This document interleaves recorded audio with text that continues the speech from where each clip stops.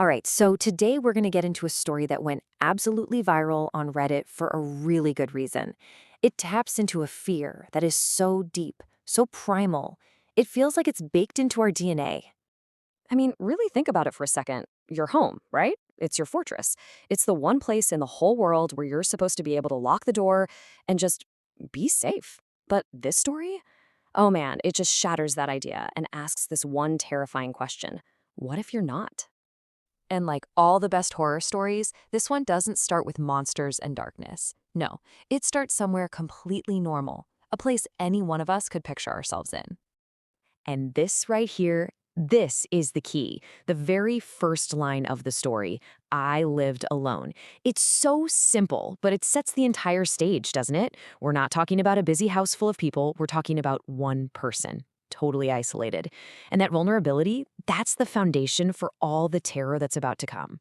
So the scene is just perfectly boringly normal, an off-campus apartment for a college student back in 2019. You know the kind of place, right? It's a little old, it's kind of creaky, it makes all those usual noises. The pipes groaning, the floorboards settling. It's the kind of background noise you just completely tune out. But then things start to change, and that's where the story really begins to turn. That familiar, comfortable background noise? Yeah, it starts to sound different.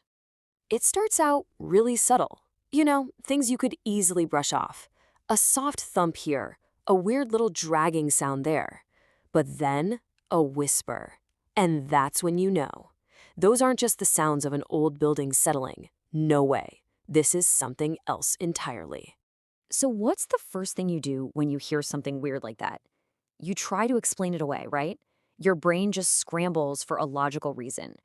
And that's exactly what the narrator does. Oh, it's gotta be the pipes. Maybe it's just the wind. The upstairs neighbor is probably just moving furniture again.